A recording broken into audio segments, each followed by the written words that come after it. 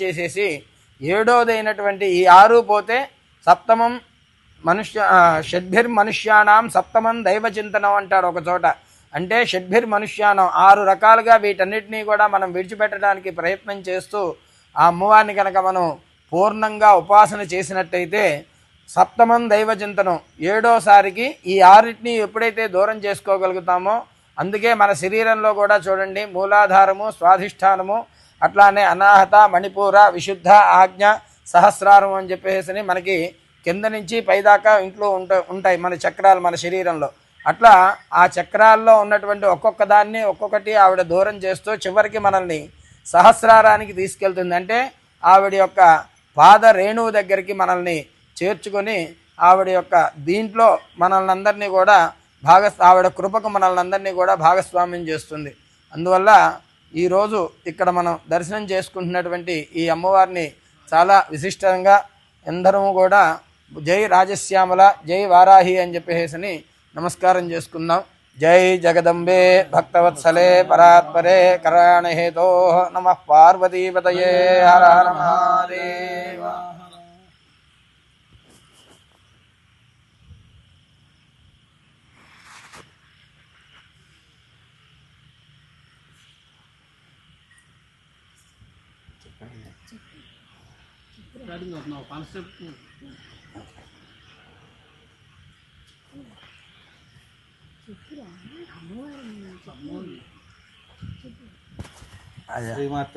శ్రీమాత్రే నమః. శ్రీమాత్రే నమః. జయ జయ శంకర హర హర శంకర, కాంచీ శంకర కామకోటి శంకర.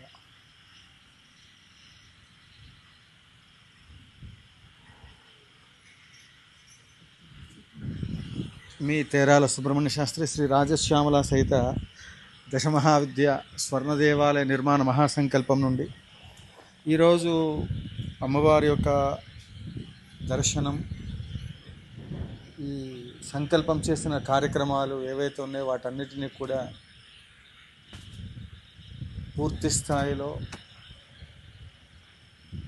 మనం లక్ష్మీ గణపతి ఆలయము శంకుస్థాపన నుండి మొదలుకొని ఇప్పటి వరకు జరుగుతున్నటువంటి ఒక కార్యక్రమాలన్నింటినీ కూడా పెద్దలకు తెలియచేయడం జరిగింది. ఇక్కడ ఐడ్రీమ్ ప్రేక్షకులకి అట్లనే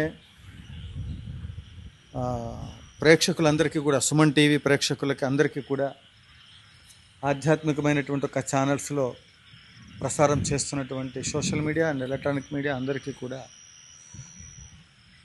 ఈ సందర్భంలో గురువుగారి యొక్క సంపూర్ణమైనటువంటి వారి యొక్క నామధేయం మార్తి లలితనారాయణ శర్మ.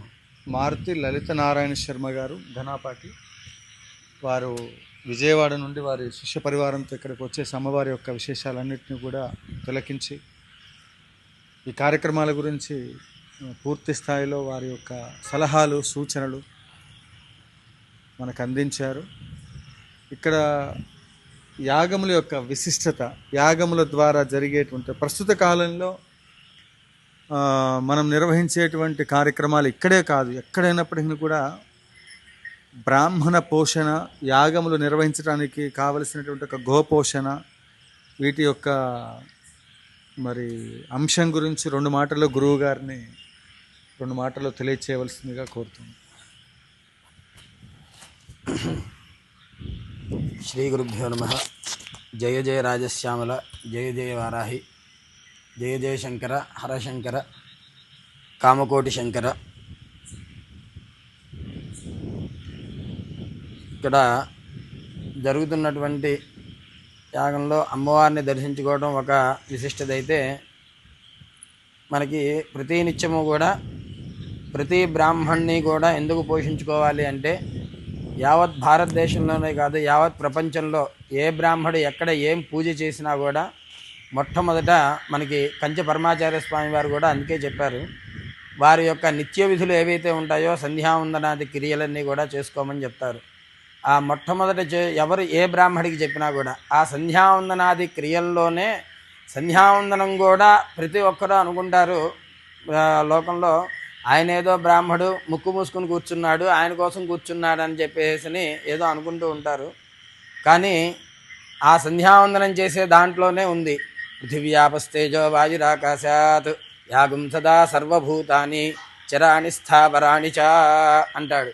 అంటే పృథివీ ఆపస్తేజో వాయు ఆకాశాత్ ఈ పంచభూతాల్లో నివసించేటువంటి యాగుం సదా సర్వభూతాన్ని, ఎన్ని ప్రాణులైతే ఉన్నాయో, భూతాలంటే ఇక్కడేదో భూతాలు దెయ్యాలని కాదండి, ఈ ఎక్కడ ఉన్నటువంటి ప్రాణులన్నీ కూడా చరాణి స్థావరాణి చ చరించేటువంటివి, అంటే నడిచేటువంటివి, పాకేటువంటివి, ఈదేటువంటివి, ఇవన్నీ చరించడం అంటే ఒక చోట నుంచి ఇంకో చోటకి జరగటం అనమాట. అంటే వాటికే అవి జరిగేటువంటివి. స్థావరాణిచ జరగకుండా ఉండేటువంటివి కొన్ని ఉంటాయి. చెట్లు, పర్వతాలు, నదులు వగైరాలు ఉంటాయి కొన్ని, అవి అక్కడికక్కడే ఉంటాయన్నమాట. చరాణి స్థావరాణిచ సాయం ప్రాతర్నమస్యంతి సామా సంధ్యాభిరక్షతు అంటాడు. అంటే పొద్దున్న సాయంత్రము నేను నమస్కారం చేసేది ఎందుకయ్యా అంటే సంధ్యా అభిరక్షతు, సంధ్యాదేవతయే ఆ అమ్మవారు మనందరినీ కూడా అలా రక్షిస్తూ ఉంటుంది, రక్షించాలి అని చెప్పేసి. అంతేకాకుండా ఈ సంధ్యావందన ప్రక్రియలో ఇది మధ్యలో ఇది ఒకటి వస్తే చివరిలో ఇంకొకటి ఉంటుందండి. ఏమిటయ్యా అంటే చతుస్సాగర పర్యంతం గోబ్రాహ్మణేభ్య శుభం భవతు అని చెప్తాడు. అంటే అక్కడ ఆయన యొక్క స్వార్థం కానీ ఆయన యొక్క ఇది కానీ ఎప్పుడూ కోరుకోడు బ్రాహ్మడు. ఇక్కడ చెప్పేది కూడా ఏంటయ్యా అంటే చతుస్సాగర పర్యంతం మనకి ప్రతి నాలుగు దిక్కులా కూడా 4 సముద్రాలు ఉన్నాయి మనకి. ఈ వీళ్ళు చెప్పేటువంటి ఈ భౌతికమైనటువంటి వాళ్ళు చెప్పేటువంటి హిమాలయాలను దక్షిణం ఇంకోటి కాదండి. మన తూర్పు బంగాళాఖాతం మొదలు పెట్టుకొని పశ్చిమాన పసిఫిక్ మహాసముద్రం, అట్లానే దక్షిణాన ఇంకో సముద్రం ఉంది, ఉత్తరాన హిమాలయాలు దాటి టిబెట్, చైనా అవన్నీ కూడా దాటి వెళ్తే అటు పక్క ఇంకో సముద్రం ఉంది. అందు గురించని మనకి వేదం చెప్పింది, వేద ప్రమాణం మనకి. ఎందుకంటే శృతి స్మృతి పురాణానాం ఆలయం కరుణాలయం అన్నారు. అందువల్ల అందులో మొట్టమొదటి చెప్పిందే శృతి, వేదం చెప్పినటువంటి ప్రమాణం ఇది. చతుస్సాగర పర్యంతం గోబ్రాహ్మణేభ్య శుభం భవతు. ఎవరైతే ఈ చతుస్సాగర పర్యంతం 4 సముద్రాల పర్యంతంలో ఉన్నటువంటి గోవులు బ్రాహ్మలు ఎవరైతే ఉన్నారో వాళ్ళంతా కూడా శుభంగా ఉండాలి అని చెప్పేసి ప్రతి ఒక్కరూ కూడా నిత్యము కూడా ప్రార్థన చేస్తూ ఉంటారు. అందుకే మనకి ఏం చెప్తామంటే ఏదైనా పూజ చేసేటప్పుడు కూడా స్వస్తి ప్రజాభ్య పరిపాలయంతాం న్యాయేన మార్గేణ మహిమహీషాః గోబ్రాహ్మణేభ్య శుభమస్తు నిత్యం లోకా సమస్తా సుఖినో భవంతు అని చెప్పేసి మనకి మన పెద్దలు ఉపదేశించారు. ఆ విధంగా ఈ లోకమంతా కూడా సమస్తము కూడా క్షేమంగా ఉండాలి అంటే దానికి కారణం ఎవరయ్యా అంటే గోవులు బ్రాహ్మలు, వీళ్ళిద్దరినీ కూడా మనం చూసుకోవాలి. అందుకే వేదంలో ఇంకో చోట చెప్తారు, యావతీర్వై దేవతాస్తాః సర్వా వేదవితి బ్రాహ్మణే వసంతి తస్మాత్ బ్రాహ్మణేభ్యో వేదవిభ్యో దివే దివే నమస్కుర్వంతి అని చెప్పేసి చెప్తాడు. అందువల్ల అంటే ఈ లోకంలో ఉన్నటువంటి బ్రాహ్మలు ఎన్ని మంత్రాలు అయితే ఉన్నాయో, అందుకే మనకు అర్థమయ్యే భాషలో చెప్పాలంటే దైవాధీనం జగత్ సర్వం, ఈ జగత్తంతా కూడా దేవుడి యొక్క ఆధీనంలో ఉంటుంది. ఆ జగత్తు ఆధీనంలో ఉంటుంది కదండి. మరి ఆ దేవుడు ఎవరి ఆధీనంలో ఉంటాడంటే మంత్రానికి కట్టుబడి ఉంటాడనమాట. ఎందుకంటే మంత్రంతో భక్తితో కనుక అర్చన చేసినట్టయితే ప్రతి ఒక్కరికి కూడా ఎవరికైనా సరే ఎవరి వర్ణాశ్రమం తగ్గట్టుగా వాళ్ళకి ఆ దేవుడు వాళ్ళకి ఆ యొక్క ఇది వాళ్ళ మీద పుష్పవర్షం కురిపిస్తూ ఉంటాడు. ఆయన కరుణా దృష్టి మనకి చూపిస్తూ ఉంటాడు. అందుకే మనకి ఇంకో చోట కూడా స్కాంద పురాణంలో చెప్తారు, నానారూపధర భూత్వ సర్వేషాం ఈప్సితప్రద. ఎన్నో రూపాలు ధరించినటువంటి ఆ పరమేశ్వరుడు మన యొక్క కోరికలన్నీ కూడా నెరవేరుస్తారనమాట. ఎప్పుడు నెరవేరుస్తారు అంటే ఆ సమయానికి సందర్భానికి తగ్గట్టుగా ఆ మంత్రాన్ని ఎవరైతే చెప్పగలుగుతారో, మంత్రమో శ్లోకమో ఇంకోటో, దాన్ని వారి యొక్క వర్ణాశ్రమ ధర్మాన్ని బట్టి వాళ్ళు ఆచరిస్తూ ఉండాలి. అయితే ఈ మంత్రం ఇక్కడ చెప్పొచ్చేది ఏమిటంటే ఈ మంత్రం ఎవరి ఆధీనంలో ఉంటుందంటే తన్మంత్రం బ్రాహ్మణాధీనం అని చెప్పాడు. అంటే సాక్షాత్తు ఆ బ్రహ్మదేవుడే ప్రతి చోట ఆయన ఉండలేరు కదా. ఇందాక మనం చెప్పుకున్నట్టుగా బ్రహ్మదేవుడి యొక్క జిహ్వలో ఆ సరస్వతీదేవి నివసించి ఉంటుంది. అందువల్ల ఆ బ్రహ్మదేవుడు మన కోసం ఇకంత దూరం రాలేడు కాబట్టి వారి యొక్క అంశగా ఈ బ్రాహ్మలందరినీ కూడా ఇక్కడికి పంపించారు.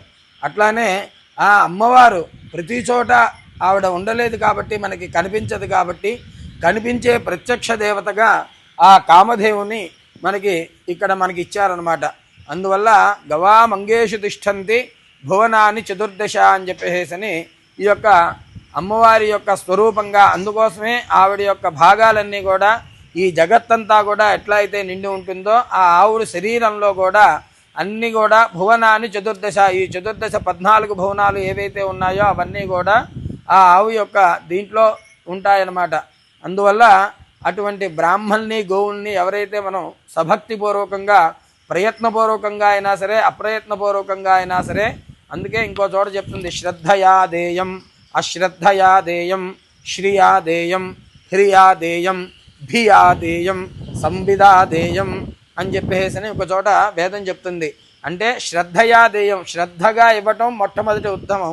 లేదు అశ్రద్ధయా దేయం, ఏదో ఇచ్చానులే అన్నట్టుగా ఇచ్చినా కూడా చాలట, అందులోంచి మనకు కాస్త పుణ్యం వస్తుంది. లేదా కనీసం భయపడుతూ కొంతమంది ఇస్తారు, కొంతమంది సిగ్గుపడుతూ ఇస్తారు. ఈ విధంగా అలా ఎలా ఇచ్చినప్పటికీ కూడా ఈ బ్రాహ్మణులకు ఇచ్చినటువంటి ద్రవ్యము, అట్లానే గోవుకి ఇచ్చినటువంటి ద్రవ్యము ఎప్పుడూ కూడా మనకి ఎలా అయితే మనం బ్యాంకుల్లో డిపాజిట్ చేసుకున్న సొమ్ము, ఇది సాక్షాత్తు కంచి పరమాచార్య స్వామి వారే చెప్పినటువంటి మాట అండి.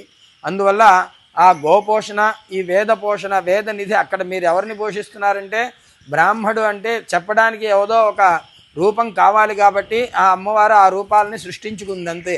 కాబట్టి సాక్షాత్తు ఆ అమ్మవారే వారి ముఖం నుంచి వస్తుంది. కాబట్టి ఇక్కడ ఆ బ్రాహ్మణ పోషణ, గోపోషణ ఎవరైతే చేస్తారో వారి యొక్క ఇదంతా కూడా వారికి ఇంతకీ అన్ని రెట్లు తిరిగి ఆ అమ్మవారు మళ్ళీ వాళ్ళకి ఇస్తుందన్నమాట. అంతేకాకుండా మనకి ఇంకో చోట ఒక మాట చెప్తారు, ఏమిటయ్యా అంటే దరిద్రాయ కృతందానం శూన్యలింగస్య పూజనం అని చెప్పేసి చెప్తారు. అంటే మనం బాగా దరిద్రంలో ఉన్న వాళ్ళకి దానం చేయాలి. అంటే ఇటువంటి పరిస్థితుల్లో ఇదేదో దరిద్రంలో ఉన్నారని కాదండి. దరిద్రము అంటే అక్కడ సరైనటువంటి వ్యవస్థ లేకపోవటమే దరిద్రం. అందువల్ల దాన్ని పోషించుకోవాలి మనం. అట్లానే శూన్యలింగస్య పూజనం, ఇట్లా ఏమీ లేకుండా ఉన్నటువంటి అమ్మవారికి కనుక మనం ఏదైనా ఒక ఇది జరిగినట్టయితే ఎంతో విశిష్టంగా మనకి స్వీకరిస్తుంది. దీని గురించి మనకి ఒక చోట ఒక చిన్న కథ కూడా చెప్తారు, చాలా స్వల్పంగా చెప్పి ముగిస్తాను. ఇదేంటయ్యా అంటే ఒక బ్రాహ్మడి దగ్గరికి ఒక ఆయన వస్తాడు. అతను ఎవరో చాలా సాదా సీదా రైతు. వచ్చి గురువుగారు నా జాతకం ఎలా ఉంది చూడండి అని చెప్తాడు. ఏదో చెప్పించుకుంటాడు. అతన్ని వెళ్ళిన తర్వాత ఈ బ్రాహ్మడు చింతపడుతూ ఉంటాడు. నాయన నువ్వు తెల్లవారి వచ్చి మళ్ళీ నాకు కనిపించు, అప్పుడు నేను నీకు మిగతా విషయాలన్నీ చెప్తానని చెప్పి అప్పటికి తల్లిదిన 2 మాటలు చెప్పి అతన్ని శాంతపరిచి అదేదో ప్రసాదం ఇచ్చి పంపిస్తాడు. ఆయన వెళ్తూ ఉంటే మార్గ మధ్యంలో ఈ లోపల ఈ బ్రాహ్మడు చింతపడుతూ ఉంటాడు. ఏమిటయ్యా అంటే ఈరోజు రాత్రి అతనికి ప్రాణగండం ఉంది, అది నా నోటితో నేను చెప్పకూడదు కాబట్టి వారిని అట్లా ఇచ్చి పంపించడం జరిగింది. అమ్మ పరదేవత నువ్వే చూసుకోమని చెప్పేసి ఆ సరస్వతీదేవికే ఆ అమ్మవారికే అప్పచెప్పాడనమాట. ఆ రోజు ఏమైందంటే బాగా గాలివాన వచ్చింది. అతను ఒక సర్పంతో మరణించాలి అని చెప్పేసి ఉంది. అందువల్ల అతను ఏం చేశాడు, ఒక పాడుబడిన దేవాలయంలోకి వెళ్ళిపోయాట. అంటే పాటుబడిన దేవాలయం అంటే ఎలా ఉంటుందో మనం చెప్పక్కర్లేదు. దాంట్లో ఎన్నెన్నో జీవరాశులు అవన్నీ కూడా ఉంటాయి. అయితే తెచ్చుకున్న స్వామివారి ఇచ్చిన ప్రసాదం భుజించి కాస్త నిద్ర వస్తుందని చెప్పి నిద్రపోతున్నట్ట. నిద్రపోతూ ఏం చేస్తున్నాడయ్యా అంటే కళ్ళు కన్నట్ట. ఈ అమ్మవారు అయ్యవారిని చూస్తేనేమో చాలా ఇదిగా ఉన్నాయి, కానీ నాకే కనుక ద్రవ్యం కనుక ఉన్నట్టయితే ఈ యొక్క దేవాలయాన్ని నేను ఎంతో అభివృద్ధి చేసేవాడిని, లేదా మా చుట్టూతా ఉన్న వాళ్ళందరినైనా తీసుకొచ్చి మేము అభివృద్ధి చేస్తాము అని చెప్పేసి నిద్రపోతూ ఈ దేవాలయాన్ని అభివృద్ధి చేసినట్టు, దానికి ఏదో కాస్త ఇది చేసినట్టు, మణులు మాణిక్యాలు సమర్పించినట్టు అలా కళ్ళలు కంటూ పడుకున్నట్ట. ఆ రోజు రాత్రి సర్పం చేత మరణించవలసిన వాడు కాస్త పెద్ద ఉరుములు పెరుగులు వచ్చేటప్పటికి ఈలోపు మెలకు వచ్చి బయటకు వచ్చేసాట.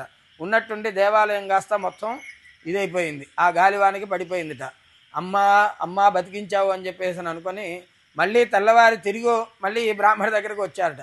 వచ్చేటప్పటికి ఆ బ్రాహ్మడు చూసి ఆశ్చర్యపోయాట. ముందు ఏమిరా ఎలా వచ్చా, ఏం జరిగిందో, అసలు ఏం జరిగిందో మొత్తం ఏది దాచకుండా చెప్పు, నేను చెప్తాను నీకు అని అన్నట్ట. అంటే అప్పుడు చెప్పారట, అయ్యగారు ఇలా మీరు ఇచ్చారు, పండిచ్చారు, తిన్నాను, నిద్ర వస్తుందని చెప్పి ఒక గుళ్ళో పడుకున్నాను.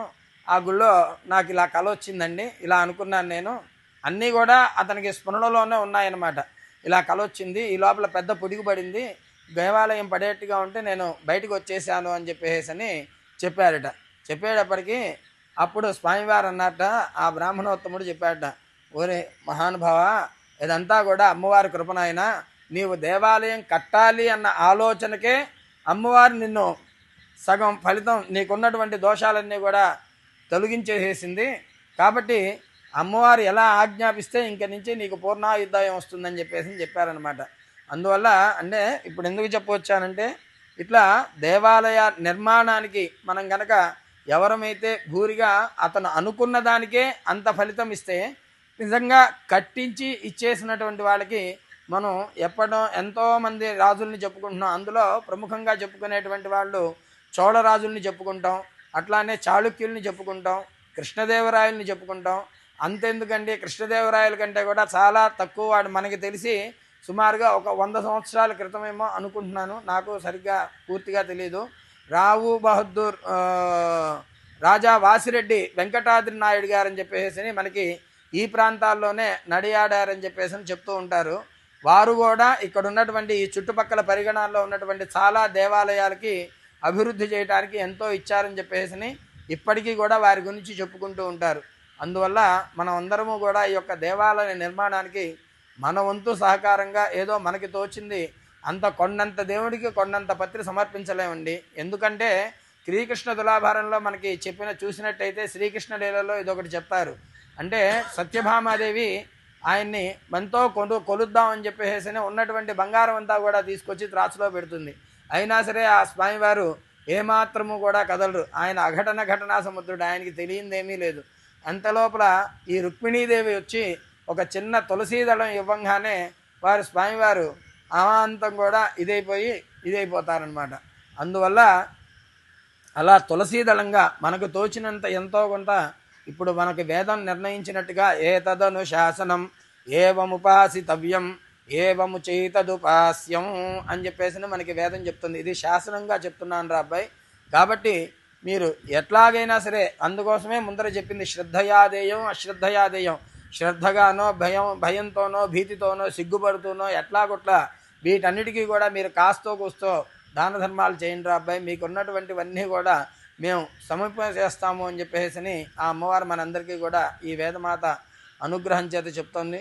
కాబట్టి మనందరము కూడా ఈ యొక్క గోశాల అభివృద్ధికి, ఈ రాజశ్యామలాదేవి ఆలయ నిర్మాణానికి మనకి తోచినట్టుగా ఏదో మనకి తోచిన మారేడుదలాలో తులసీదలాలో మనకి తోచిన దక్షిణ అమ్మవారికి సమర్పిస్తే ఎవరి దగ్గర ఎంత తీసుకోవాలో ఆవిడే చెప్తుంది.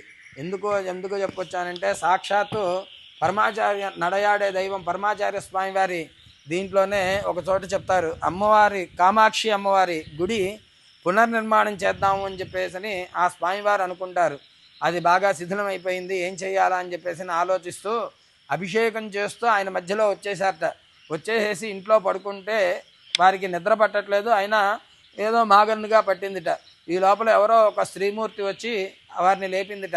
ఏమిరా అబ్బాయి, నన్ను ఇలా వదిలేసావేమిటి, నా కేశపాశాలు చూడు క్షీరాలతో తడిసిపోయి వాసన వస్తున్నాయి, ఏం చేయమంటావు అంటే, అమ్మా ఇలా ఆలోచన వచ్చింది కానీ నేను రాలేక వచ్చేసానమ్మా అంటే, నీకు గుడి కట్టాలంటే నేను లేనా నీ వెనకాల, నువ్వు నన్ను తలుచుకొని ముందరికి వెళ్ళి అన్నీ అవే జరిగిపోతాయని చెప్పేసి ఆ అమ్మవారు మనకి చెప్పింది అని చెప్పేసి మనకి కంచి పరమాచార్య వైభవంలో కూడా చెప్తూ ఉంటారు.